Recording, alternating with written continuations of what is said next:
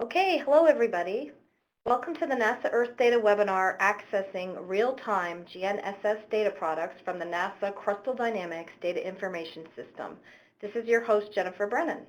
While everybody is logging in, we would appreciate your feedback on the two optional polls at the bottom and middle portion of the page. I do see that a lot of you have already answered this, but we would certainly appreciate your feedback. I've got 2 p.m. Eastern Time. So we are going to go ahead and get started. We will begin by going over just a few housekeeping items related to the webinar. So first, to ensure best audio experience, the conference has been placed in silent mode. If you have any issues or any questions, what I'd like for you to do is enter those into the Q&A pod, again located on the lower right-hand side of your screen. This works like a chat. The webinar itself will be recorded and posted to our NASA Online Adobe Connect event catalog, as well as to our NASA Earthdata YouTube channel within a few days of completion. I will provide these URLs to you at the end. Also, all presentation files will be available for download at the end of the webinar. The webinar itself is 1 hour long. We've allocated 45 minutes to the presentation and the live demonstration, with another 15 minutes for the Q&A period. After our speakers have finished their presentations, we will then move to the final set of polling questions. As I mentioned earlier, you will have an opportunity to ask your questions throughout by using the Q&A pod. Questions will not be answered using the raising hand function. This has been disabled, okay? So when we're finished with the final set of polling questions, we will then move to the Q&A pod at the end. So what I'd like to do next is move to the agenda and our speaker introduction.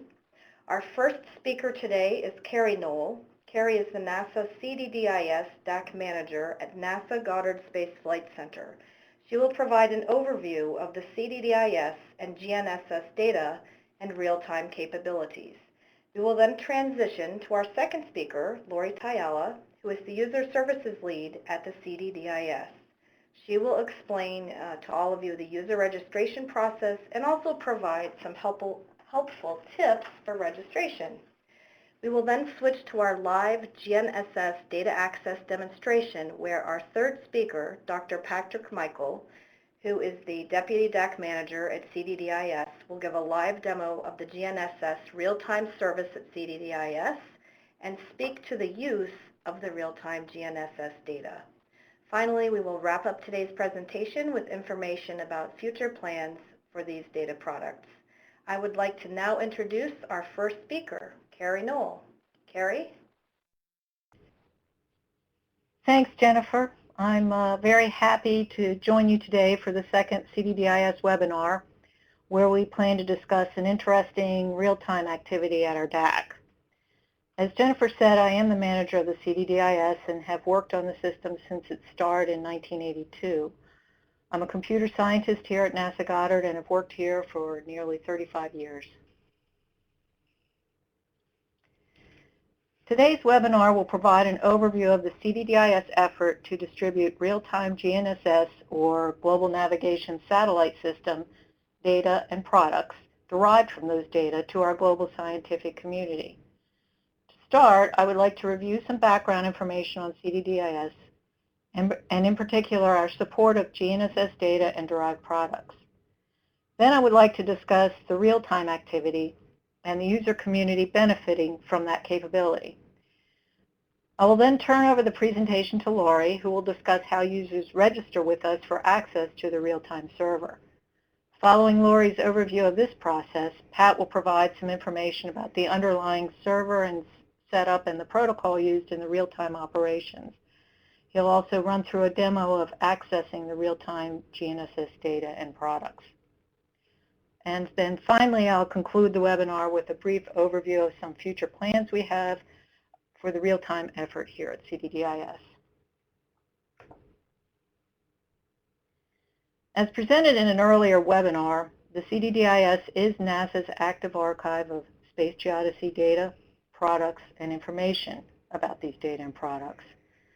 Our archive consists of the following types of data and their derived products: GNSS, which, as I said, is Global Navigation Satellite System; SLR and LLR, or Satellite and Lunar Laser Ranging; VLBI, Very Long Baseline Interferometry, and DORIS, Doppler Orbitography and Radio Positioning integrated by satellite.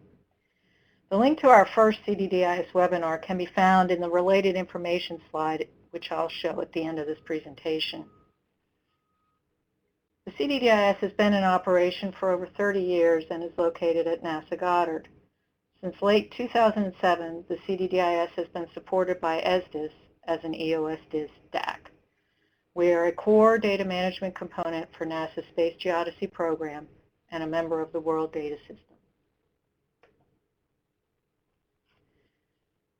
During this last webinar, I gave an overview on geodesy and space geodesy in particular, and the 4 techniques utilized to enable the science results. Today's webinar focuses on our real-time capability for GNSS data and products. Before we explore that topic, I would like to just briefly review some background information on GNSS as it pertains to the CDDIS. As you probably know, GNSS are used for navigation, surveying, and other applications. The U.S. GPS, the Global Positioning System, is one example of a GNSS. GLONASS is another GNSS, which was developed by Russia starting in the 1980s. The Galileo system has been developed by the European community and is currently in its early stages. Other international GNSS include the Chinese Beidou, the Japanese QZSS, and India's IRNSS.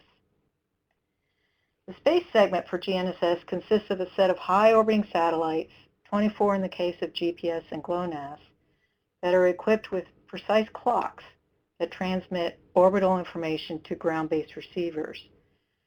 The ground network consists of high-quality, multi-frequency receivers and antennas.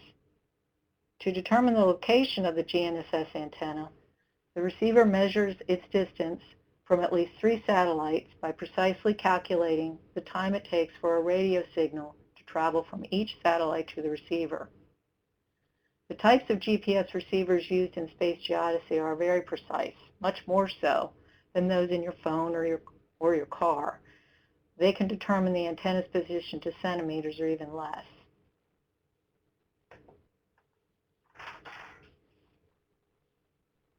The CDDIS archives data from a network of over 500 receivers. There are thousands more in other national and international programs. The dense network is one advantage of the GNSS technique. Receivers and antennas are relatively inexpensive compared to the other space geodesy techniques. These receivers transmit their data in different increments and sampling rates as listed here. Daily files, where receivers provide a measurement every 30 seconds, are transmitted to data centers within minutes of the end of the UTC day. Files containing an hour's worth of 30-second sample data are transmitted within minutes of the end of the hour. Thus, 24 hourly files are equivalent to 1 daily file of data. For some applications, a higher sampling rate is required. These high-rate files consist of data taken every second and are collected and transmitted every 15 minutes. The map here shows the network distribution of the sites capable of daily, hourly, and sub-hourly transmission.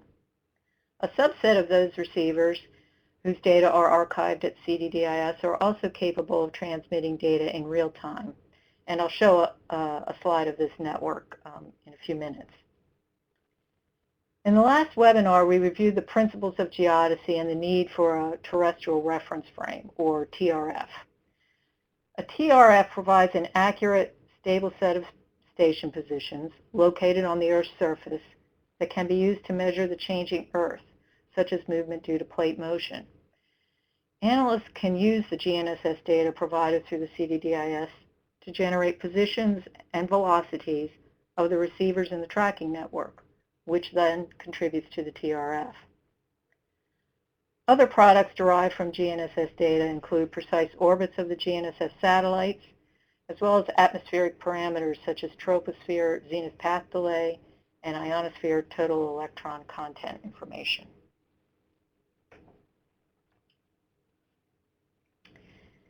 In In the last webinar, I described the International Association of Geodesy and the geometric services working within the IAG. These services function as collaborative federations with multiple levels of cooperation in networks, data centers, and analysis groups to facilitate scientific research.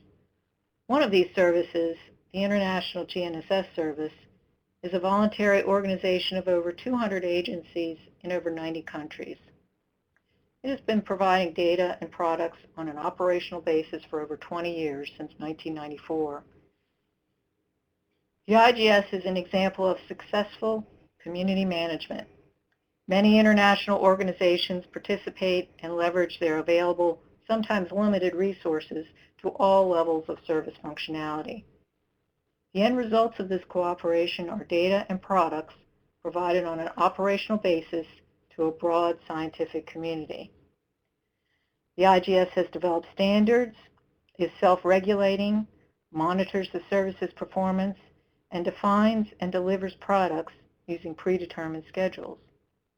The IGS continues to improve and innovate through establishing working groups and pilot projects to address new applications and products. The IGS is one of the CDDIS's primary user communities. On this slide, you see a data and information flow diagram showing the infrastructure for transferring data, products, and information from the observing station to the user community. Each level has several participants, thus providing a more robust data flow with built-in redundancy.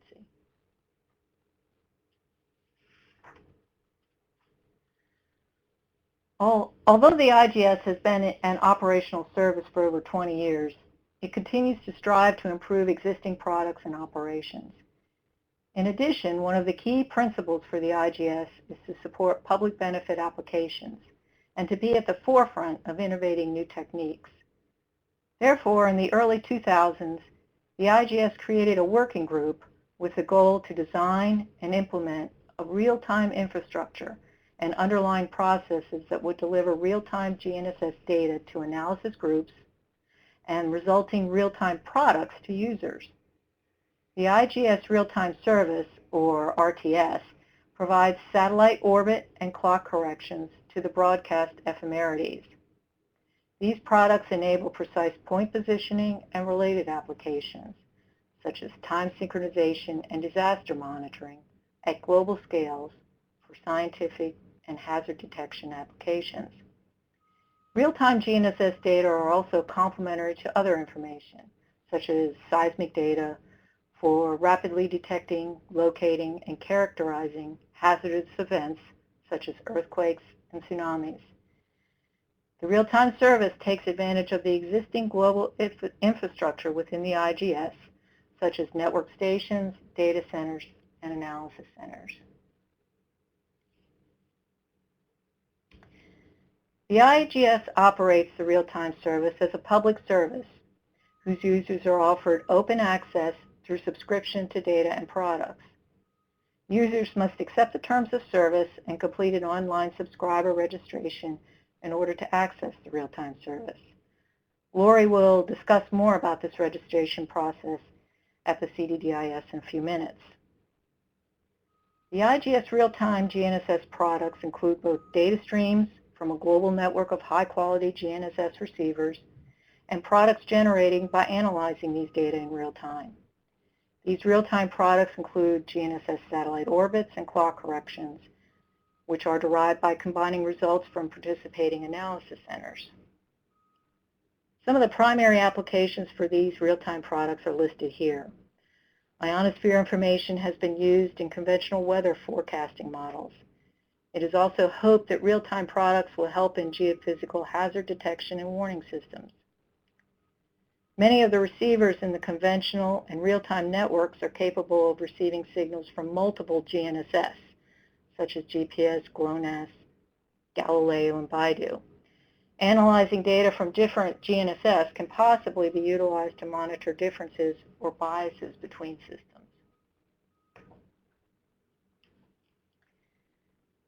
CDDIS staff actively participated in the IGS Real-Time Working Group since its inception in the early 2000s.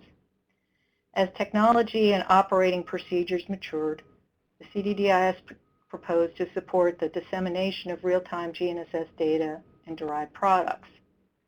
To that end, CDDIS staff installed a dedicated real-time server, or caster as it's called. Configuration and testing was completed in early 2014. The CDDIS Real-Time Caster is a dedicated server that can receive data from real-time stations and broadcast these data, called streams, to users configured with real-time client software. At this time, the CDDIS is one of 3 primary casters supporting the IGS Real-Time Service. The other 2 servers are operated by JPL in California and by BKG, which is Germany's federal agency for cartography and geodesy, located in Frankfurt, Germany. Having these 3 casters increases the robustness and reliability of the IGS Real-Time Service. The caster uses the NTRIP protocol, which stands for Network Transport of RTCM via Internet Protocol. NTRIP was adopted by the IGS as the main protocol for transmission and receipt of real-time data within the service. We'll speak more about NTRIP in a few minutes. The CDDIS caster broadcasts both GNSS data streams, 156 at this time, and product streams, 37 currently. Here you see the types of available streams, data, and products, and their ideal latencies. There are several hundred GNSS receivers around the globe that are capable of transmitting data in real time. Here you see a map of the 150 plus receivers that are currently streaming data to the CDDIS.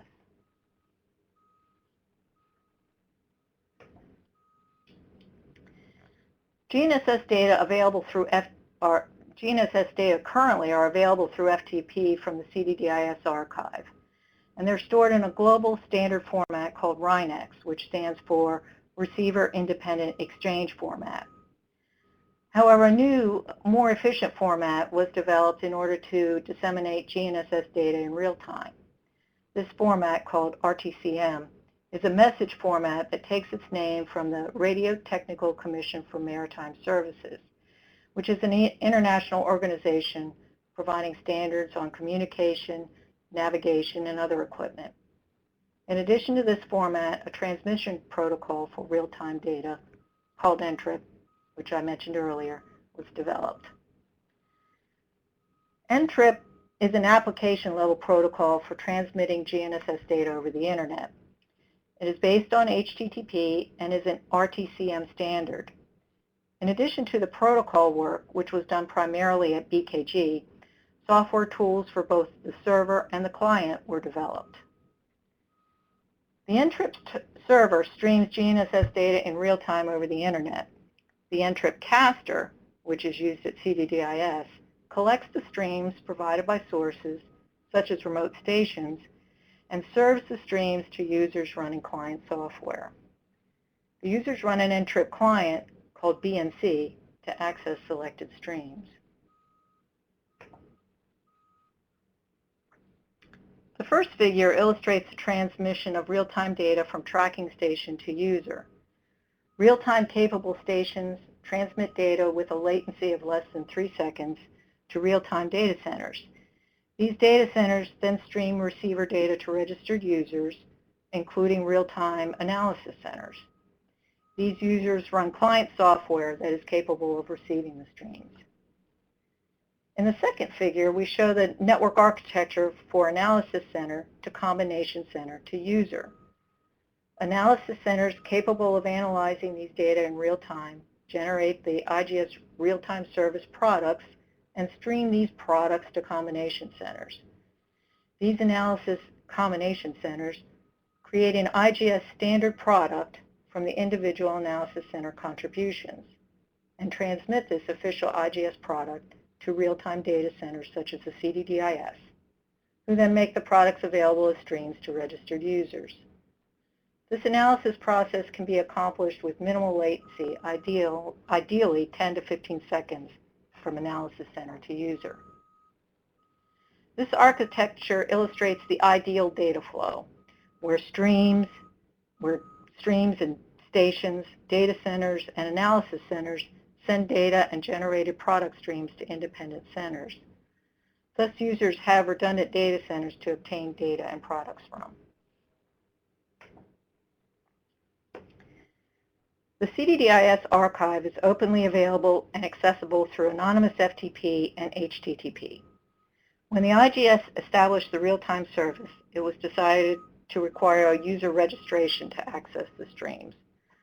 Although data and products are freely available to any user, the protocol adopted by the IGS service, RealTime service, requires users to register and pass login credentials through their client to the caster. CDDIS staff worked with ESDA staff to develop an interface between URS version 3 and the Ntrip caster software. This registration is a multi-step process, which Lori will show next. The users will need to read and accept the terms of service as part of the registration process. Once completed, the user can configure their client software for routine access to the CDDIS real-time streams. A side note, as stated previously, there are currently 3 casters supporting the IGS real-time service. Each caster requires their own login credentials, so analysis centers and users must register with each system separately. I'm now at the end of my section of this webinar, so I'd like to turn it over to Lori Tayala, our User Services Lead and Webmaster, to provide information on the user registration process for access to real-time streams. Thank you, Carrie. I'd like to go over the registration process for the Data Caster. First on the slide is the URL to access it, and once you get there, you'll find links on how to connect to the Data Caster, the streams that we carry, how to configure the client, and the registration form. The registration is a 2-step process, and I'll be showing an example in the following slides. First, you have to submit the form on the website to register with our colleagues at EOS DIS, as Carrie mentioned. And there's a few notes here. If you already have an EOS DIS user ID, don't complete the registration form. Contact the help email address for assistance in using your existing ID. And submitting the form does not give you access to the data streams. You must also complete Step 2. And in order to complete Step 2, we will send you an email message within 1 business day with instructions on what to do as far as Step 2 is concerned. And Step 2, you will respond to that email, and your response will include the list of streams to which you would like access. And based on your response, our staff will provide you with the access to your streams and send you another email within 1 business day stating that you can now access the streams. You won't have access to the streams until you receive the second email from us. And at the bottom here is the direct link to the Data Caster registration form.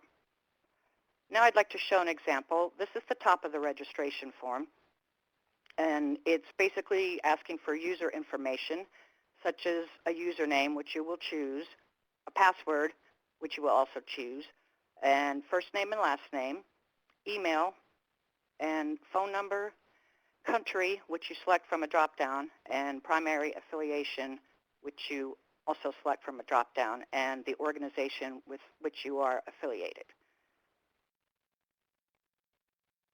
On the bottom part of the form is information related to the Data Caster application itself. We ask that you provide an explanation or a description of how you intend to use the data and select an application category from the drop-down, a study area, and the number of streams that you would like. Right now there's only 4 numbers of streams that you can select in that drop-down, 1, 5, 25, and 50. If you need more than that, our help desk will work with you to get access to everything you need. And The terms of service must be accepted before you submit the form, and there's some very important information in there, so be sure to read it. And also there's a note at the bottom reminding you again that this is a two-part registration process. This is what you will see once you submit the form. If the form was submitted successfully, it will say, give this message saying you have successfully completed step 1 of the registration process. Other messages could appear there,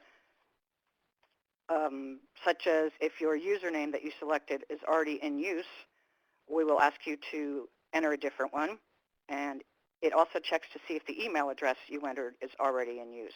And if that happens, you may already have an account with EOSDIS because email addresses tend to be fairly unique. And there's also a link to return to the Datacaster page. This is the content of the email that you will receive from us the first time after you submit the form. It provides information on, it provides a link to the table, the Datacaster streams page, which I will show you. That is the page from which you will be getting your stream codes when you respond to this email.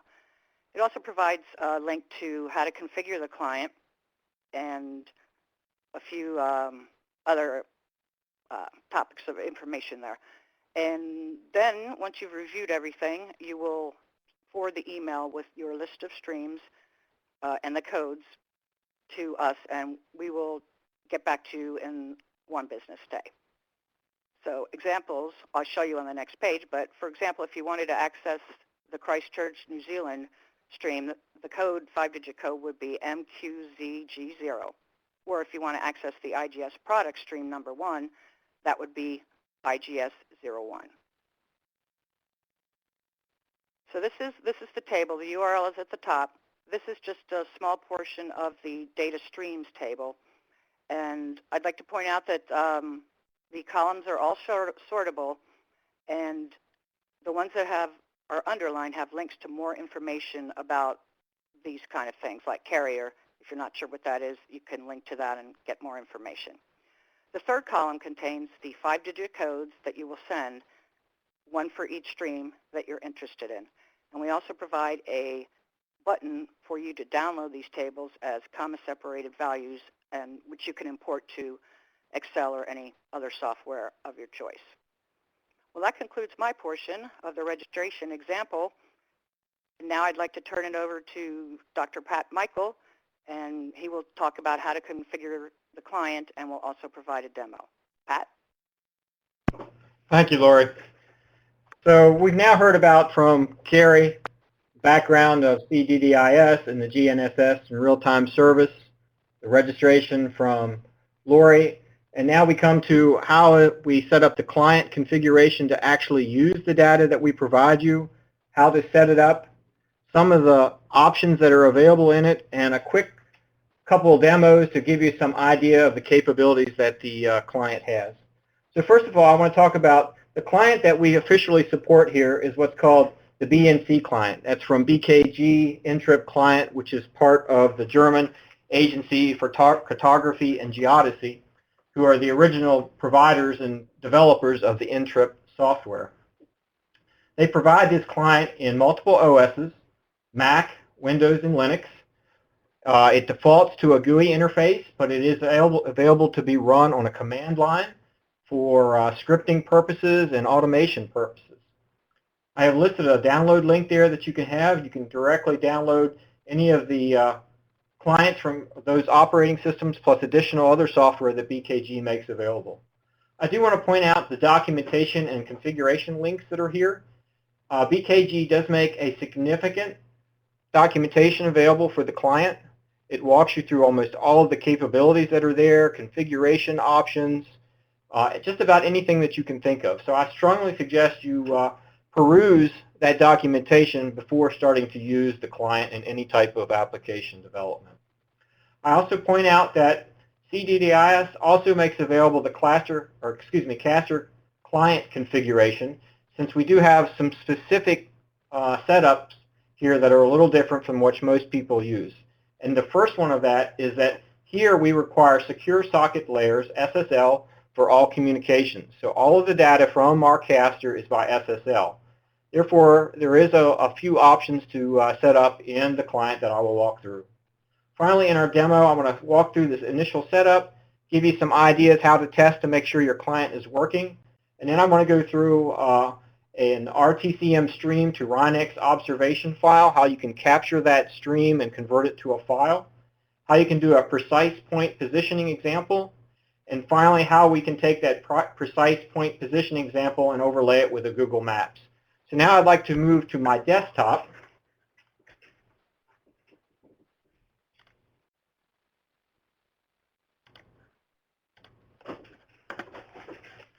And at this point in time, you should see the BKG Intrip client version 2.11 up here in the upper right-hand corner. To give you a quick overview, all of these tabs along the top, the network gives you some information, the general for logging, where your RINEX observations can go, Inferis, RINEX editing and quality control, broadcast corrections. You can also set up to a serial output, so whatever converting you do, you can send it out to another machine. The client also has the ability to see when outages happen in the real-time stream to alert you or to automatically take care of that and can continue to work. The precise pointing positioning examples here, 1, 2, and 3, ways to combine corrections, upload corrections to other casters, and upload Inferis to other casters. So let's go back to the network. This is where you're going to set up your actual needs to contact the CDDIS caster. And your first one is if you're sitting behind a proxy host, you will need to input your IP address. Once you do that, this gray box will pop up available and you can put in your port. As we talked about, CDDIS requires SSL. There is a position here where you need to input the CDDIS public SSL certificate, which is available on our website for download. For the purposes of this demo, I'm just going to leave it blank, and I'm going to make sure that this block right here, it says ignore SSL errors, is checked so that we can go through the rest of our demonstration. You would set up general where you want to do a logging. So if I want to do a logging, in this case, I have a directory already set up for see this demo, and we'll call it demo.log. Make sure we pin the files. And at this point, you are essentially set up to connect to our server.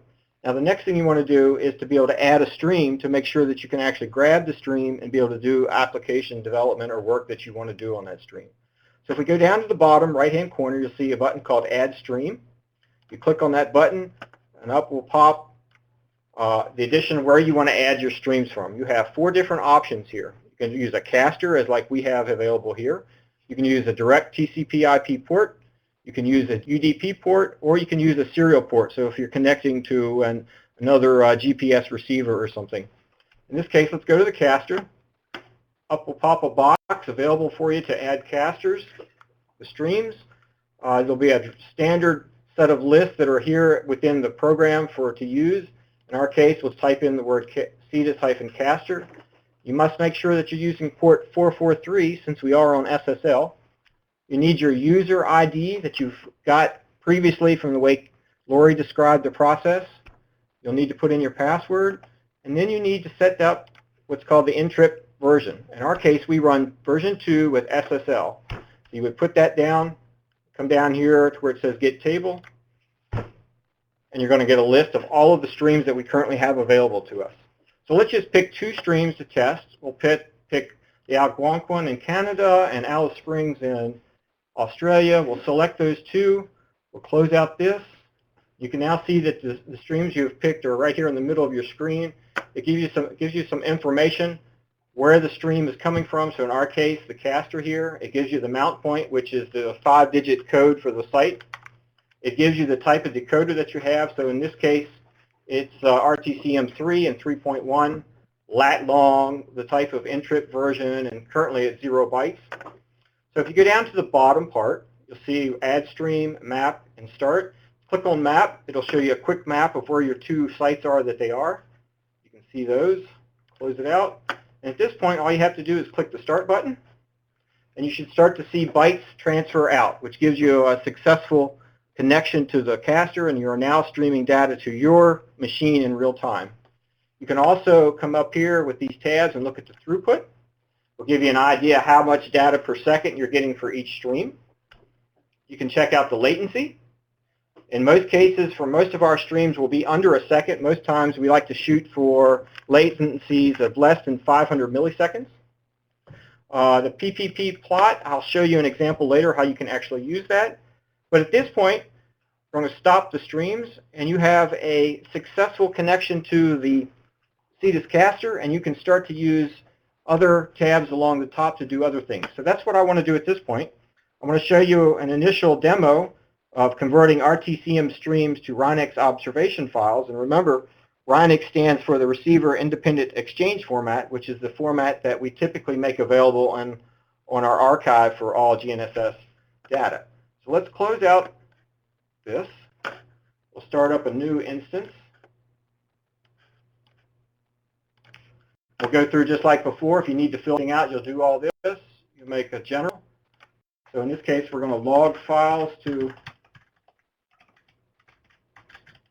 the directory I set aside. And that's all ready to go like before.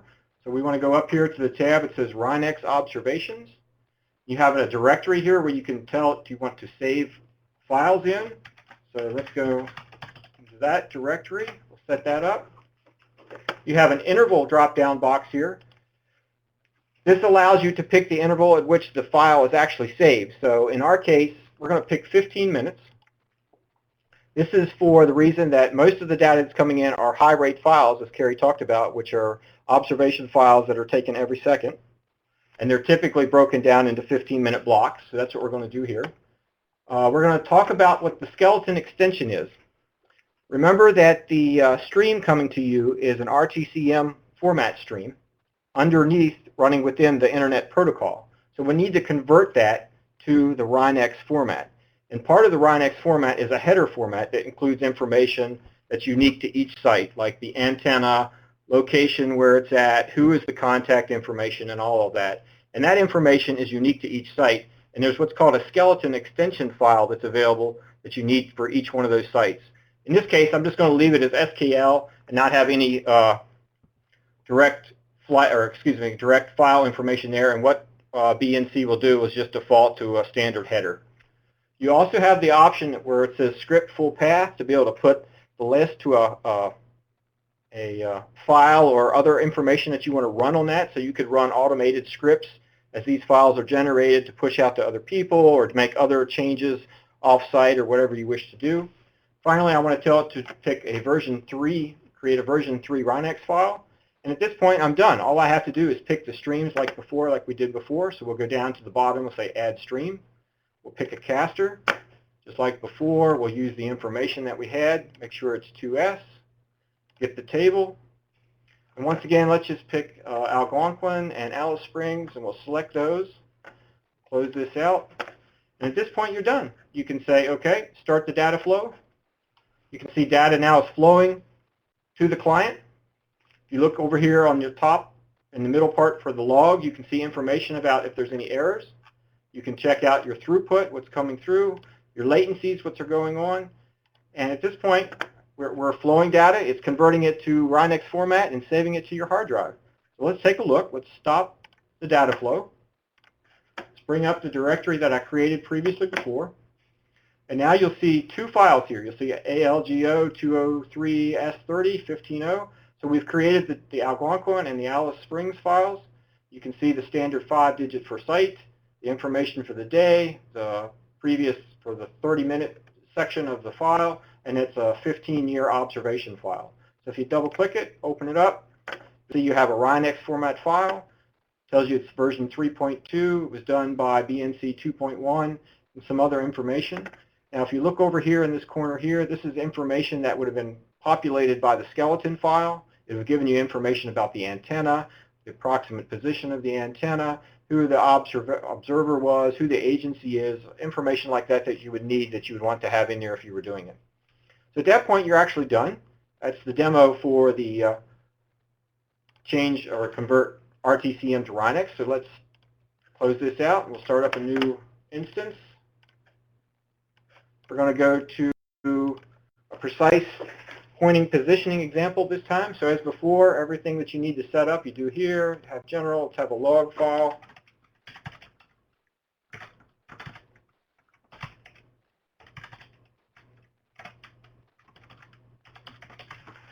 We're going to pin the files to it.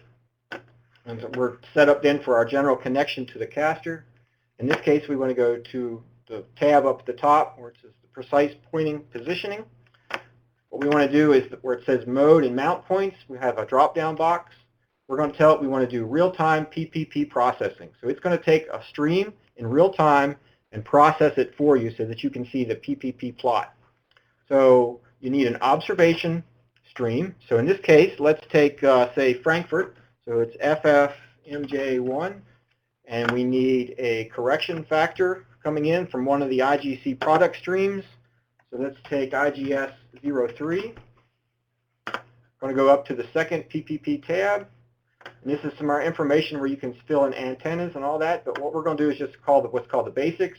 We're going to do use phase observations, estimate the troposphere, and use GLOSSNOS in this case. And finally, we're going to go to the third tab for PPP, and we're going to tell you what type of plot we want. So we have a PPP plot, and we have a track plot. For this case, we're going to use a PPP plot. It's going to be a northeast up time series. And click on that. Go back to the number one, or the first PPP tab, and we need to add our streams. And in this case, we're going to need to add an observation stream. So back, same process as before. Take our information, bring it down, get a table. Okay, and we're going to find the Frankfurt stream. So FFMJ1. FFMJ1. Okay, we need the IGS product stream 03. So we pick the IGS product stream 03. And then we need a high precision inference to calculate, to be able to put in with the PPP, since if you're not familiar, a PPP is not the same thing as a differential GPS that you're used to in your car. In that case, it uses an observation and then a correction factor from a known location that sends out a correction. In this case, we just have the corrections from the observation corrections from IGS and the inference. So let's go down here to RTCM. So we'll see an RTCM inference right here. So we'll click on that. We select those three files. Close out the add stream portion. We have our three files here. We can say start. And we'll see that the data has started to flow. As before, we can check out the log information, throughput. We'll show the throughput. We'll show latency. And in this case, the PPP plot can take anywhere from about 30 seconds to a minute to start up, depending on how much data it takes for the inference and the IGS correction stream to get together and come in. And if you're not familiar, a PPP plot, like I said, is not the same thing as a differential GPS. So in this case, once this actually pops up here, you'll see that the difference between the calculated and the actual locations are actually pretty far. But over a time of about 30 minutes, they'll, here you go, it started up. They'll actually coalesce down to the 0 meter line, where eventually in about 30 minutes to an hour, your corrections and times will give you about anywhere from centimeter or less accuracy. Okay, so as you can see, it's up right now, a difference of about 1.5 meters, but you can see two are already coming back down. These are the north, east, and up streams. And that's exactly how a PPP plot works. It works the same under GUI as it does for the command line, except you just have to run the command line without the GUI. So let's stop the process. I'm going to stop retrieving data.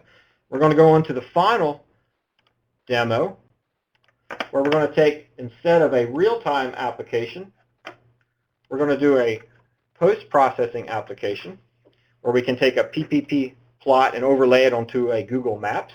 So we do the same thing before. We have all of our information here. We general, set up our log directory.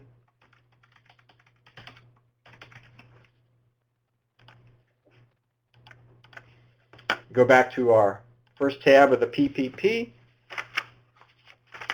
And in this case, the first thing we want to do is our drop-down box. And instead of the real-time PPP like we did before, we're going to do the post-processing. That'll change some of these boxes and make available. No longer is the observation and correction streams available. What we're going to do in this case is down here where it says post-processing, I'm going to pick an observation stream that I've already collected. So I'm going to pick this one right here. I'm going to pick a navigation stream that I've already did, and that's this one. You notice that the names 1690 are the same. Okay. Go up to our second tab for PPP. We're going to leave all of this just standard defaults. We're going to go to the third stream, or the third tab. And as I talked before, this time we're going to do a track pod. We're going to use Google Maps, but you can also use OpenStreetMaps. I'm going to give it a dot size of about 5. I'll leave the color red for the dots. I'm going to slow it way down so that you can actually watch it as it progresses. You come down to the bottom down here, click Start, and then you can hit your Open Map. Your map should pop up, and now you can see the red dots are showing you where we had an application grabbing the data, and it's now being plotted over a Google Maps. It gives you some other options that you can do with some of the data that you collect and that you process. And at this point, that's really the end of the demo. I didn't give you a whole lot here because there's actually a whole lot to do, and some of these can get pretty complicated. So the best thing to do is actually to go to the documentation list that I gave you to earlier. And in addition, the software that you download also includes a directory with about 15 to 20 different examples that you can use. So I would suggest that you use the documentation and check out some of those examples to give you some ideas. But at this point, I want to say thank you and turn it back over to Carrie to finish up the future plan. Thanks, Pat. That was a great demo. I just have a couple more slides before we conclude the webinar. This slide provides some information about the users of the CDDIS RealTime Caster. We only have a few users thus far, less than 30, since our start in April, but we expect this number to increase as more people become aware of the capability. These charts reflect the information collected from the user registration forms. Most users are in the education area and using the streams for research. Unfortunately, some of the tools developed thus far for the Ntrip caster are rather limited, so the tools developed for usage and access information, so good statistics on those are not readily available.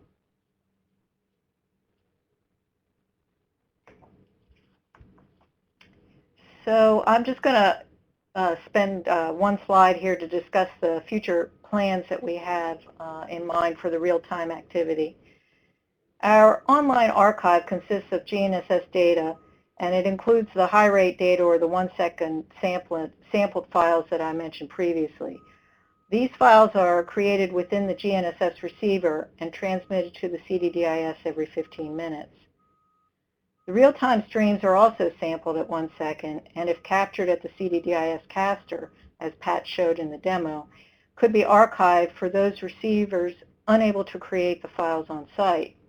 We're currently testing software and operational procedures to perform this activity. One problem, however, with this method is that we cannot guarantee that there were no interruptions in the real-time transmission, and thus could create an incomplete file. So that's something that we have to look at. As stated in the last slide, we would like to have more information on the usage of the caster, and we'll be investigating some third-party solutions in addition to our own development in this area. We continue to increase the number of streams available through the CDDIS caster, and we believe we have the bandwidth and capability to do that. And finally, we'll investigate the development required to transition our registration process from URS-3 to URS-4. This slide presents some more information on the CDDIS, our website, and the real-time information page on the CDDIS website, as well as a reference for more information about the system. So I've reached the end of the presentation, and I would like to now turn it over to Jennifer for any closing remarks. Okay, thanks, Carrie. Thanks, everybody. What we're going to do next is move along to the final set of polling questions. And what I generally like to do is give these questions, just a couple of minutes or so, and we'll move from there to the Q&A period. Okay, so be sure to stay on the line and or in the meeting room to participate in the Q&A period.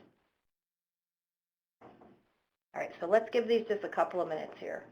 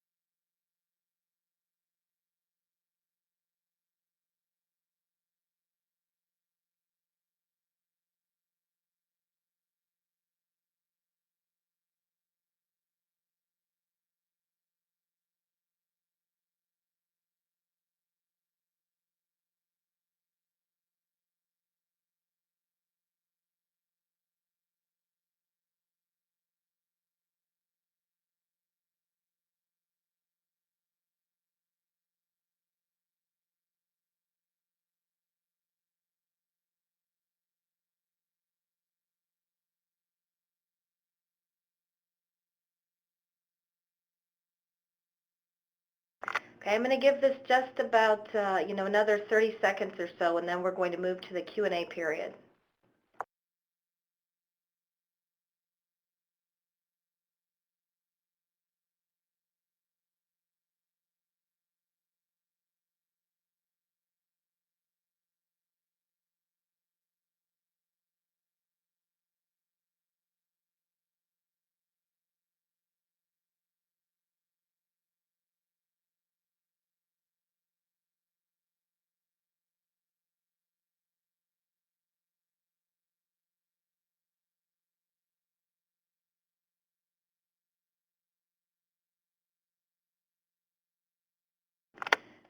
Okay, everybody, we are going to actually go ahead and move along to the Q&A period, but certainly if you have feedback regarding any of these polling questions, you may feel free to email me.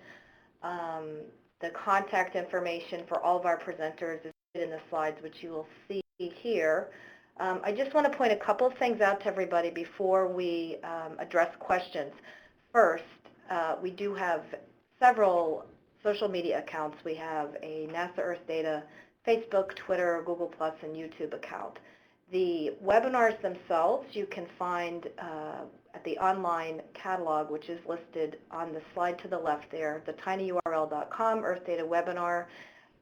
There, if you access the webinar through that URL, the file download feature, which you see currently in the bottom right-hand corner of your screen, is a persistent feature. If you access the webinar on YouTube to listen to it, you would not be able to download the files, but you could listen to the webinar, okay?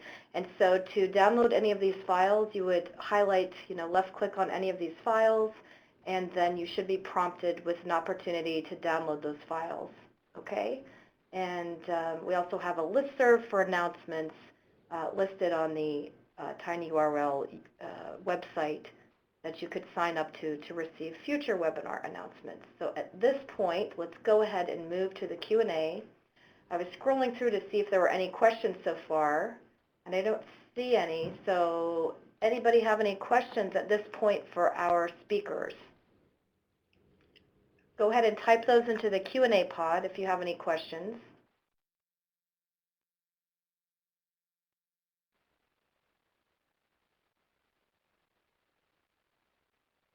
Don't be shy.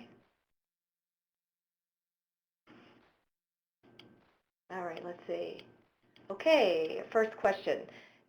Does the incoming data come from other casters or direct from receivers? Pat, Carrie, or Lori? Most of the data comes from other casters, not from the receivers themselves. Or yeah, that's correct, right, Pat?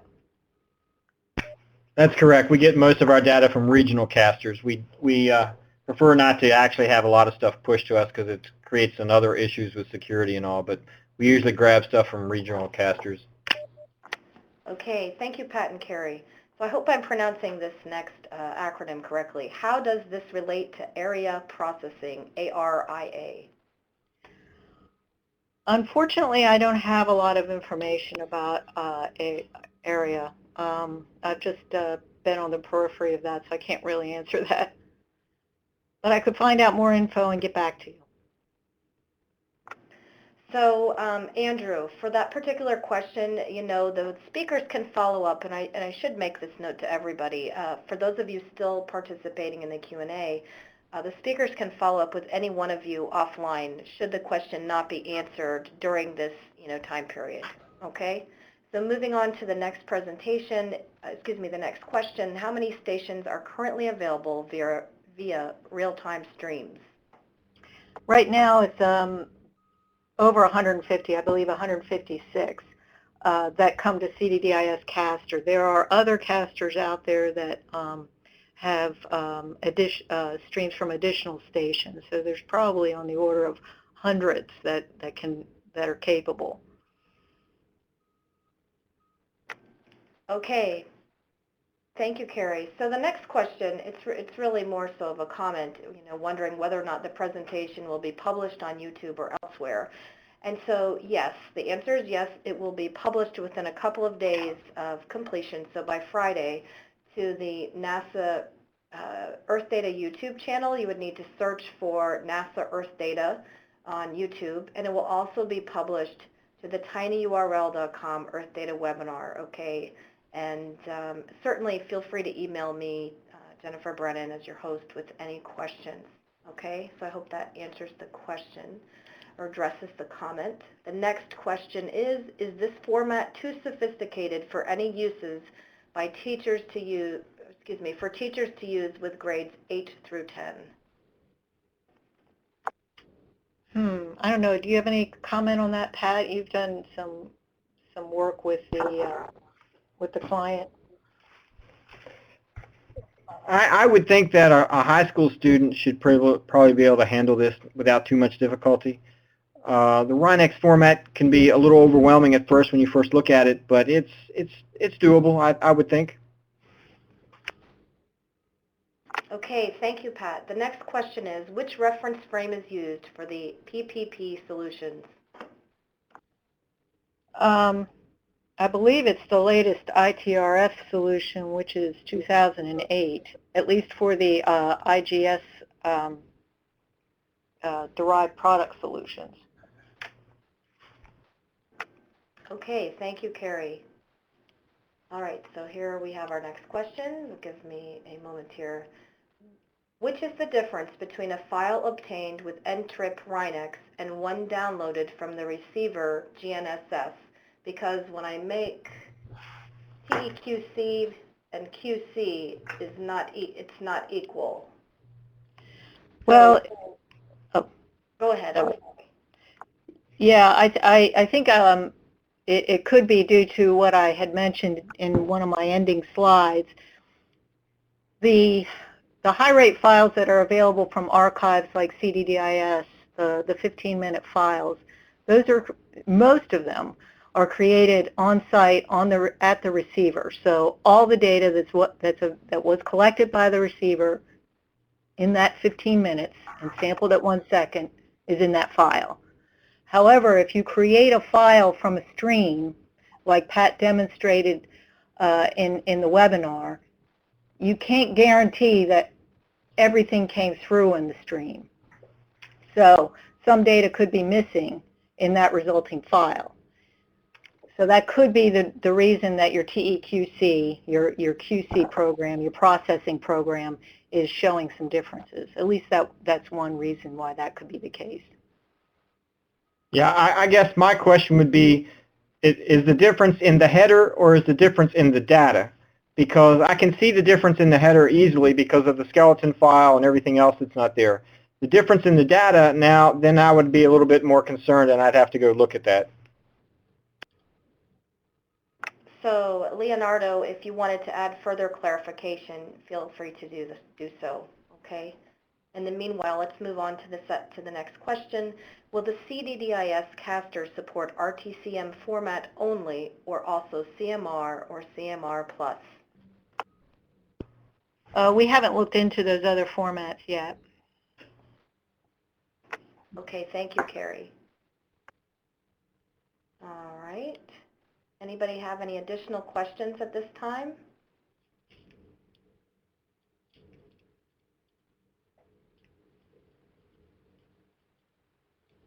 All right, I'll give it a minute here. Okay. Are there any issues from using different makes or models of receivers/antennas? Well, I can only speak to the IGS and the International GNSS Service, where there are guidelines that have been established for receivers that are part of that network. I'm not an expert in different receivers, so I really can't provide any more information there. Sorry. Okay, thank you, Carrie. Any additional questions?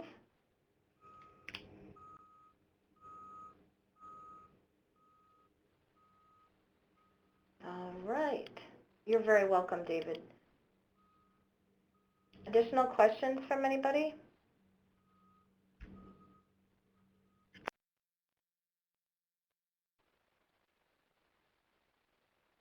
Okay, well, if there are not any additional questions, what we will do then is we will log off from the telecon. I'd like to thank all of you for joining us this afternoon. We're glad you were able to join us. Certainly, if there are any questions that you think of, feel free to email me, and I will forward those along to our three speakers. I would like to say that we will leave the virtual meeting space open, though we will log off from the audio so that any of you who are interested in downloading the presentation files can do so. All right, any other questions? All right, well, thank you so much for joining us today, everybody.